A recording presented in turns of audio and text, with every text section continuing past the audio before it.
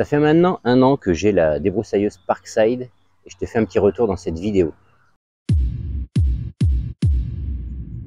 Salut à tous, c'est Sylvain, on se retrouve aujourd'hui dans cette vidéo pour revenir sur la débroussailleuse Parkside qui est ici maintenant depuis 1 an, je crois, voir la date de la dernière vidéo, mais ça doit être quelque chose comme ça.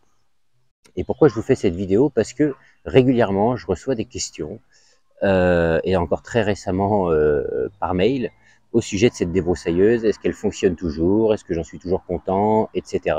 Et donc c'est le retour que je vais vous faire dans cette vidéo. Et puis comme ça, la prochaine fois qu'on me posera une question, je renverrai vers cette vidéo et les personnes auront toutes les explications. Donc comme tu le vois, elle est toujours là, elle fonctionne toujours, hein. Je vais te la démarrer si tu veux. Tu verras qu'elle fonctionne correctement. Est-ce que j'en suis content? Oui, pour le prix. Là-dessus, il n'y a absolument aucun problème. Ce n'est pas une grande marque, donc elle va avoir peut-être des défauts d'ergonomie, peut-être des défauts, je sais pas, de fiabilité. Je sais que des gens ont commenté et ont dit que le moteur avait serré, enfin, ou qu'elle démarrait pas, ou des choses comme ça. Je vais te donner 2-3 petits conseils si tu comptes acheter cette débroussailleuse dans les jours qui viennent ou dans l'année, enfin peu importe.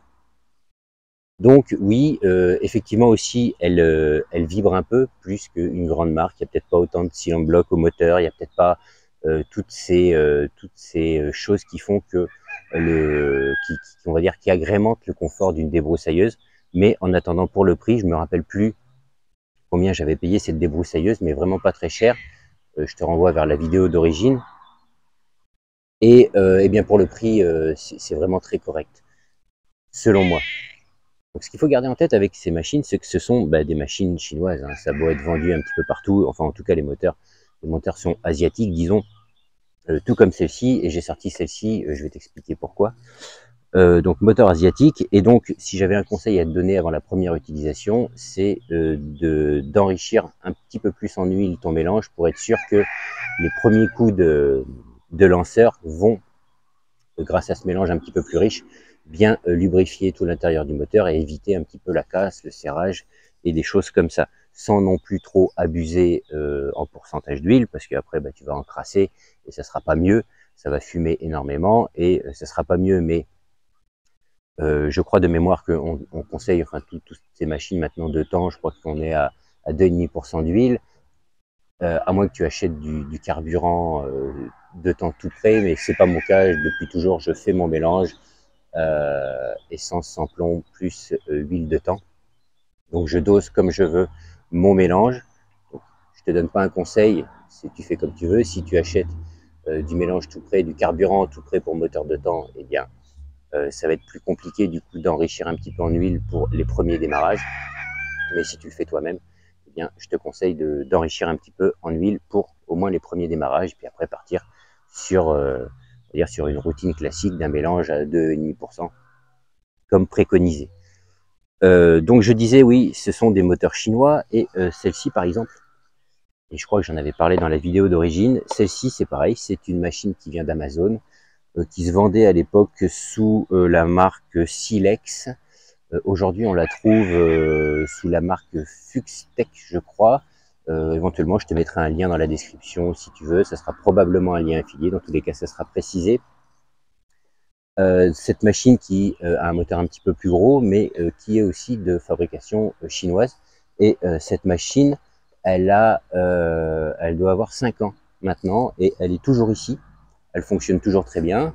Comme celle-ci, elle a des défauts de ergonomie, peut-être de vibration un peu plus qu'une machine de grande marque, mais elle fonctionne très bien. Et à l'époque, elle n'avait pas non plus coûté une fortune, toujours par rapport à une machine de grande marque. Donc elle est tout le temps là, elle démarre toujours, il n'y a jamais eu aucun réglage sur cette machine, il n'y a jamais eu aucun réglage sur celle-ci. J'ai eu des précédentes débroussailleuses où à chaque démarrage, enfin les vis de réglage au carburateur se dévissaient régulièrement, donc il fallait que régulièrement j'ajuste. Ici 5 ans, j'ai pas mis les mains dedans. Ici bon, 1 an, j'ai pas encore mis les mains dedans, et elle démarre toujours très bien. D'ailleurs, je vais pouvoir te faire une une petite démonstration. Hop, je vais pomper un peu. Voilà. Alors ici aussi le défaut, le lanceur est pas très long. Donc il faut s'attendre à ça, c'est que le lanceur est vraiment pas très long. Voilà. Elle fonctionne très bien. Alors je sais pas si tu as eu le temps de voir, je vais peut-être te la redémarrer, mais tu vas voir qu'au ralenti, elle vibre.